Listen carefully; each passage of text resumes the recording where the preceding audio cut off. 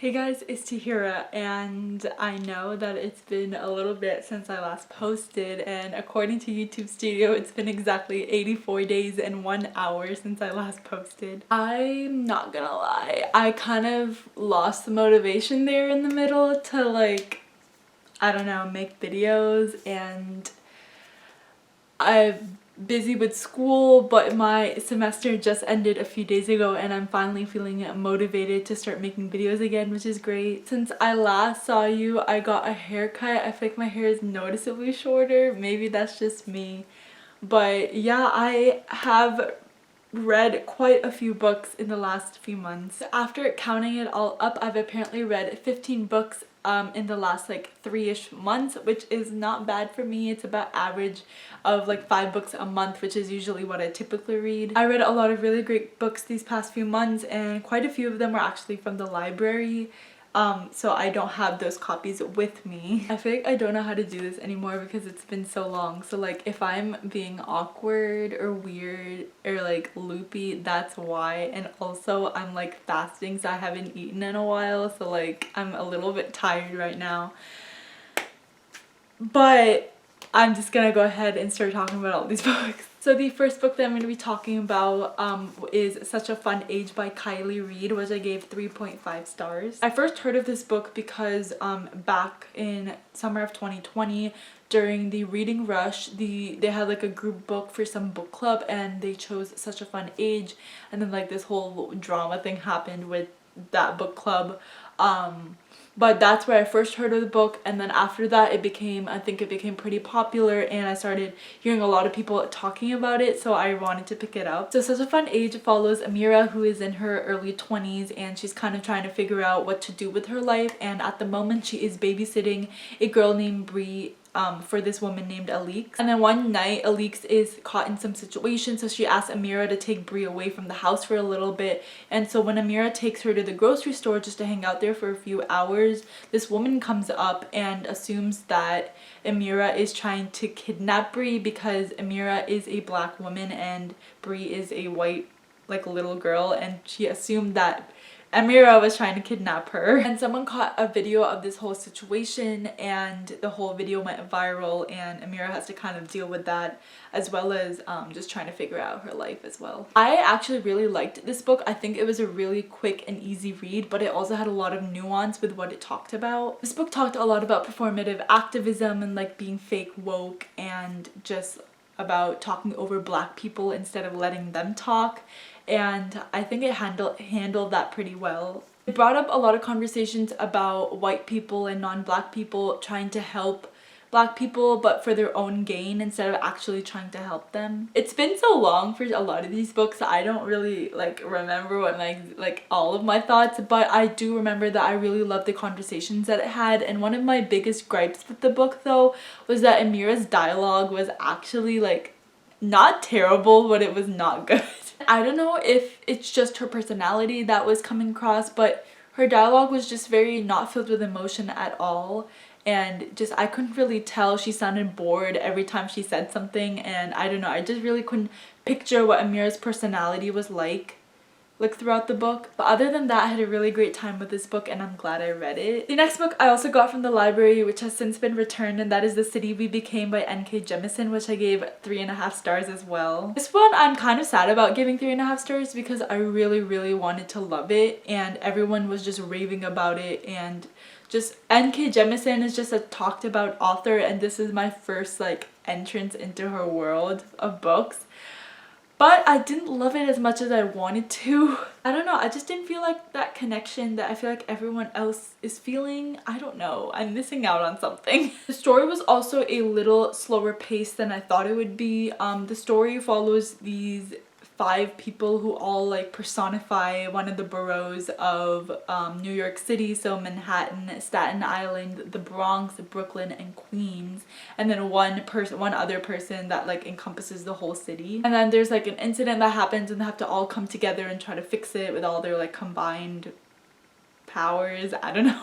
I actually did enjoy the characters of the book and I enjoyed reading about them, but just I don't know, something about the story I feel like it's not super different. Like, I know the concept is pretty unique, like cities having like personalities, but I don't know, I feel like it just wasn't, it didn't wow me like I really wanted it to, and that kind of sucks. Honestly, I just think it was okay. Like 3.5 stars is not a bad rating. I enjoyed my time reading it. I have no idea if I'm gonna pick up the second book in the series. We'll see what happens when that comes out, but so far it was a solid book, but it was just okay in my opinion. The next book I got is also from the library, and I loved this book so much. This is Cemetery Boys by Aiden Thomas, which I gave 4.75 out of 5 stars. I absolutely loved this book from beginning to end. It was just so good. One of my main things that I really love about this book is that there were a lot of really cute and heartfelt and heartwarming scenes, but there were also a lot of deep scenes and scenes that talked about serious topics, and I really liked that balance in the book. This book follows a teenage boy named Yadriel. I have no idea how to pronounce it, I'm so sorry. But he is a transgender boy, and he is from a Latinx family who doesn't really support him and really accept him for who he is, so he tries to prove that he is a brujo. And he wants to go through this ritual to prove that he is actually a brujo, and he accidentally summons this ghost named Julian, who is his school's resident bad boy. And they kind of work together because Yadriel actually wants to go and find the ghost of his murdered cousin and set that ghost free. But I loved their relationship so much. Like, Julian just accepted Yadriel for who he was, and I loved it so much. They were so cute. The only thing that like I don't like about the book, and it was a very minor, it was like 0.25 stars off, as you could see, but like the villain at the end is like very cartoonish. Like, I couldn't really take him that seriously. But other than that, like, perfect book. I loved it so much, and I'm really excited to see what else this author comes out with. The next book that I read I actually own, and that is Heroin by Mindy McGinnis, which I gave a 4.5 stars. This book follows our main character Mickey Catalan, who is a high school student, and right before softball season she is in a car crash, and because of this car crash she is prescribed painkillers, but this prescription kind of leads her into this rabbit hole of drug use. She starts with the painkillers, and then eventually she goes on to, as the title says, heroin. So yeah, trigger warning for like drug use and overdoses, because this book has a lot of that, and it has pretty graphic scenes of drug use. I thought this book was terrifying to read because of the subject matter and the way that Mickey like starts using these drugs, and her spiral into addiction is just really scary to read. Like, even though this is not a spoiler, but like the first chapter is actually, the story doesn't start immediately from like the beginning to the end. It starts from actually the climax of the story, and then it kind of leads to how she got to that climax. But like the build-up, like, we knew kind of what was gonna happen, but the build-up to that scene was still like terrifying to read about. And honestly, for me, like, addiction from painkillers that you've been prescribed by a doctor, and like that isn't usually something that I think about when I'm thinking of drug addiction, and I actually kind of opened my eyes to how that is a very real thing that happens in our world. Like, it's not like I didn't know that it didn't happen at all. I knew that it did happen, but again, when I think of like drugs and addiction, you kind of think of like people on the streets using drugs, or like people like at a party starting to use it. But a lot of these addictions start from the painkillers that you've been prescribed by a doctor, and that's actually really scary. The reason I gave half a star off is because I wish there was a little bit more closure with the ending. I felt that it was really rushed, but overall I think that this is a very heavy book, and it deals with a lot of heavy topics. I'm really glad I read it, and I would recommend it to other people if you can handle the subject matter. The next 4 books I read were all part of the same series, and that is the entire Ember in the Ashes series by Sabaa Tahir. So I read these because I actually reread the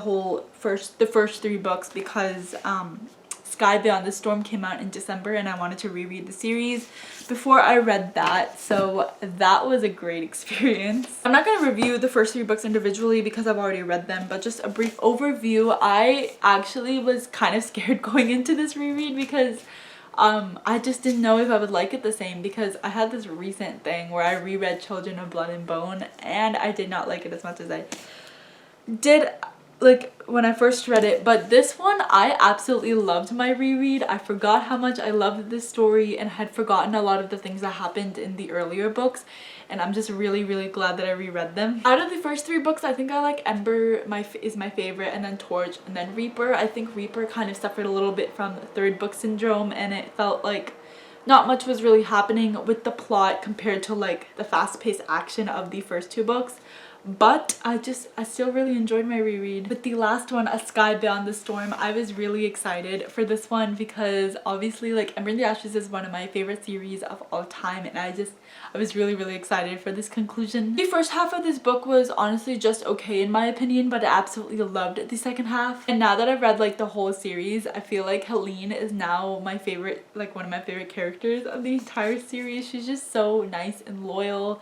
And like, of course she goes through like a whole character thing and she's not always the best, but like overall she's like actually such a nice friend. And the deaths in this book, because we all know they're gonna be deaths because of Sabaa Tahir, but the deaths honestly weren't that impactful for me personally. I feel like Sabaa Tahir was gonna go to places that like other authors usually don't go, like you know I'm talking like Allegiant type endings. And I don't want to spoil Allegiant, but like we all know, if you've read it, you know what I'm talking about. I thought Sabaa Tahir would kind of go with that level, but honestly she was a little soft with the deaths, not gonna lie. I don't know if I'm a bad person for wanting more death in a book, but that's just how I feel. The next book is one of my favorite books of the year already, and I would think that no one would be surprised, but that is A Chain of Iron by Cassandra Clare, which of course I gave 5 out of 5 stars. We all know that I love Cassandra Clare. It's not really a surprise anymore, and of course I would love this one too. Oh my god, I actually realized that you guys don't know this, but in March for my 19th birthday I actually got a tattoo. I don't even know if you can see that, but a tattoo for Cassandra Clare's entire series. I got it of the Fearless rune and I love it. But yeah, we all know how much I love Cassie Clare because I obviously have a symbol from her books literally on my body for the rest of my life. But The Last Hours is one of my favorite series of hers. I just love the characters so much, and I think the group of characters, the main cast of this, is like one of my favorites out of all her series. This book was definitely more character driven and less plot driven than the first one, but since I love the characters so much, I didn't mind it. I will literally read anything this woman writes. Like if she wrote a grocery list, I would read that. Anyway, I don't know what else to say. I loved it, everything. The ending was just very excited for Chain of Thorns, and I don't know, I heard someone say that Chain of Thorns is more heartbreaking than Clockwork Princess, and I literally don't know if I can handle that much pain, because Clockwork Princess is like my favorite out of like one of my favorite of her books, and it's so heartbreaking. And if anything is more heartbreaking than that, I don't know if I'll survive. The next book that I read, I gave it 3.35 stars, so I thought it was just okay, but that is A Song of Wraiths and Ruins by Roseanne A. Brown. This book follows a boy named Malik who is trying to escape his war-stricken home and go to the desert city of Ziran to start a new life with his sisters, but then a vengeful spirit kidnaps his youngest sister, and the spirit says that if he wants his sister freed, he's gonna have to go and kill the crown princess Karina. And of course our other main character is Karina, and her mom, the Sultana, is recently assassinated and she wants to bring her back to life, but in order to do that she's gonna need the beating heart of a king. So and there's also like a festival going on during like the timeline of the book, and there's like a competition as a part of the festival, and Karina offers the victor of the competition her hand in marriage so that he would become king and then she could take his heart. But of course they cross paths, they start liking each other, you know, typical YA fantasy. I don't know, like 3.35 is honestly not a bad rating, but it just didn't feel new. Like it felt like a lot of stuff I had read before. It just, I don't know, I was kind of bored. It felt like very predictable for me. Also, the romance was not convincible for me at all. Like I thought it was low-key a little bit insta-lovey, and no one really likes insta-lovey. Want there to be a little bit of angst. One of the things I did appreciate about this book is that Malik has anxiety, and it did portray that, and I don't know how, I can't really speak for how well it was portrayed because I don't have anxiety myself, but I appreciate that it was portrayed, because I feel like mental illness or mental health is usually not talked about in fantasy novels. Like, they're talked a lot in about in contemporary novels, but not so much fantasy novels. So I really appreciated that that was a part of the story. And Karina also deals with migraines, and I think that's also a really great addition, because people in fantasy novels aren't invincible to mental health issues and disabilities and illnesses. So I think that's really great that that was included. But overall, it was just a meh book. Like, I don't know. It was okay. The next book I gave 5 out of 5 stars, and I just love this one, and that is Concrete Rose by Angie Thomas. This book follows Maverick Carter, who is Star's dad from The Hate You Give, and it follows him as a teenager in high school, and he's kind of had life. He's going through life pretty easy right now. He is the son of a former gang lord, but he has a girlfriend, he has his cousin with him, and everything seems to be perfectly fine until he soon learns that he is going to be a father. So at the age of 17, he is left with this child, and he's raising this child by himself. He's kind of having to deal with that in life and the future and everything, and that's just what the story's about. I honestly was not expecting to love this as much as I did. I really did enjoy The Hate You Give, and I also enjoyed On the Come Up, both by Angie Thomas. But I don't know, I feel like this was a prequel, and I was excited for it to come out. Like, it was in my most anticipated video, but I don't know, I just wasn't as excited, because I was like, in my mind, for some reason I thought it was a novella, but it's not. It's like a whole novel.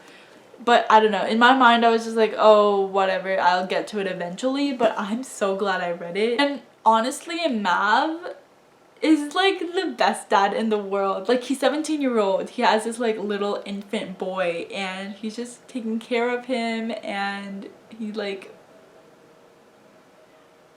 the most selfless man. I don't know, very cute. He was a very good dad, and I just love him so much. Of course, this book also had a lot of important conversations about what it means to be a black man, and kind of how you're expected to act as one in like society and within black culture, I guess, as well. So yeah, 5 out of 5 stars. I absolutely loved it. I think I still like The Hate You Give more, just because like that's such an important book, and I really loved it. But I think this has to be my second favorite of Angie Thomas, and then On the Come Up would be last. Not that On the Come Up is a bad book, it's not, but just with my ranking, I feel like it would be The Hate You Give, then this book, because I really loved it, and then On the Come Up. But yeah, I will forever pick up whatever this woman Angie Thomas writes, and I'm really excited because she's writing a fantasy novel, so I don't know how that's gonna go, but I'm really excited for it. The next book I read, I also got it from the library, and it has since been returned, and that is Grown by Tiffany D. Jackson, which I gave 4.5 stars. This book follows Enchanted Jones, who is a high school student, and one day she goes to an audition because she's really into singing, and there she finds this like musician named Corey Fields, and he's kind of like really awed by her, and he takes her under his wing as her like mentor in the industry. But then Corey Fields is murdered, and everyone thinks it's Enchanted who did it. This story it was kind of hard to read at times because it's about grooming. Corey Fields is this almost 30-year-old man, and Enchanted is this young teenage girl. But the way that Corey makes her feel special, makes her feel mature, and then gaslights her and manipulates her, and just this constant cycle of that is just very scary to read. I think this is a very important book, and if you can handle the subject matter, again, I think you should really pick it up. But the reason I gave a 4.5 stars and not 5 stars is because near the end, I feel like it was very rushed and all over the place, and I just didn't know what it was trying to do. But yeah, it just felt very abrupt and rushed, and that's why I took it down 1/2 star. But other than that, it is a very terrifying book to read, and it's just, it unfortunately happens a lot, like in our world, grooming and sexual assault and rape, obviously, and just a lot of bad things happen in our world. The next book that I read, I also got from the library, and that is The Vanishing Half by Britt Bennett, which I gave a 4 out of 5 stars. This book follows 2 twin sisters. They both ran away from their little small southern black town at the age of 16, but then one of the sisters comes back, and they're twins, but one of the twins comes back with her daughter to the city that she ran away from, and the other one is living her own life like somewhere else. But this book it's really interesting because it talks, like, the main center, I guess, and theme of this book is race and racism. One of the twins is in this town that's very colorist, like even within the black community they're very like light skin, dark skin, and they kind of differentiate and segregate people because of that. But one of the twins is living, and her daughter is very dark skinned, so she is kind of living with that in this town, and the other twin is so light that she can pass for white, and that's kind of what she's actually doing. She kind of wants to run away from her past and just not live it. Like, she doesn't tell anyone about her past, and not even her husband knows about her past, so she very much wants to leave that behind, and she wants this new life as a white woman. But yeah, I enjoyed this a lot more than I thought I would. It is an adult fiction, so I didn't really know how much I would love it, but I actually really enjoyed it. The beginning was a little confusing at first. I didn't know exactly what was going on, but I fell into the story, and after that it was just a great ride. One of the main reasons of the docking of the star was that there's like multiple time, because this story's told through like several decades, so there's time shifts throughout the book, but sometimes when it would shift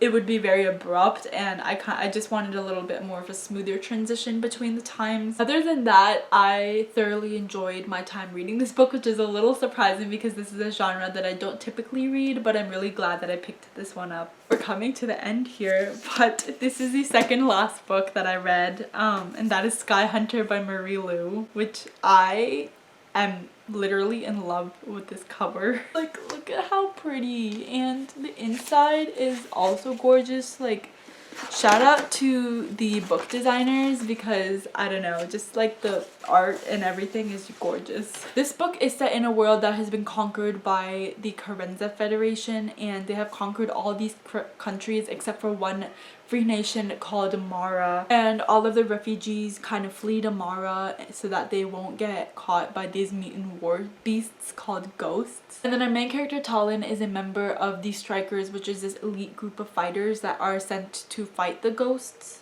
And then this mysterious prisoner comes into their vicinity, and they're kind of like wondering if this person is a spy from the Federation and who is this guy, but they all want to work together to kind of fight back against the Federation, and that's kind of what the story is about. I actually really loved the story and the writing. I think Marie Lu is a really good writer, but again, this story just didn't feel super new. You know, maybe I've read too much YA fantasy, but it's very hard to like truly impress me now. Maybe I've read too many books, but I don't know, this just, again, it didn't feel original. And a lot of convenient things happened towards the end of the book when they were trying to get out of different situations, and I wish there was a little bit more tension. Like, I didn't feel the tension of like, oh, are they gonna make it, are they not gonna make it? It was pretty clear that they were gonna make it, and the scenes weren't written in a way that made it you question even for a little bit if something bad was gonna happen. But yeah, that's why I gave this book like 3.75 out of 5 stars. I still really enjoyed my time reading this book, and one other thing that I think is really cool is that the main character uses sign language because she doesn't talk. And I think that's really cool because I feel like that's something that's not usually represented, especially in fantasy novels. So I'm really surprised and appreciate that that was included in this book. And the last book that I'm going to be talking about finally is One of Us is Lying by Karen McManus, which I gave 3.25 out of 5 stars. This book is very popular. It got popular a few years ago when it got released, and I think it's been on the bestseller list for a really long time. I don't know if it still is, but last time I checked it still was. But I finally picked it up. This book follows these 5 kids who are in detention, and one of them dies in detention, and then everyone's pointing fingers at the other 4 who were there too, and it's a whole mystery thriller about like what really happened. This is actually my first like entrance into the YA thriller genre. I don't know what other books there really are in this genre, but I really enjoyed it. I thought it was really entertaining, and even though I was spoiled for the ending a while ago, so I kind of knew what was gonna happen. Like, I still enjoyed the ride. The characters did fall into a lot of really cliche tropes. So like the smart girl, we have the shallow homecoming princess, we have the bad boy who's a criminal, we have the athlete, and all these four people, like, even though they fell into these tropes, I still really loved their characters. Especially the shallow homecoming princess. I feel like she had a really good growth arc, and I just really liked how her character ended up. But the plot did slow down in the middle a little bit, I think, because they were trying to, or the author was trying to like expand and flesh out the characters a little bit more, and show us more of their interactions. And because of that, like the plot and like the solving of the mystery was a little bit slow in the middle. But there was also controversy over the twist in the book, because of course there's a twist. So I don't know, a lot of people say that it was distasteful. Honestly, I don't feel qualified enough to speak on it. And there's like also another twist in the book that people have a lot of issue with regarding someone's sexuality.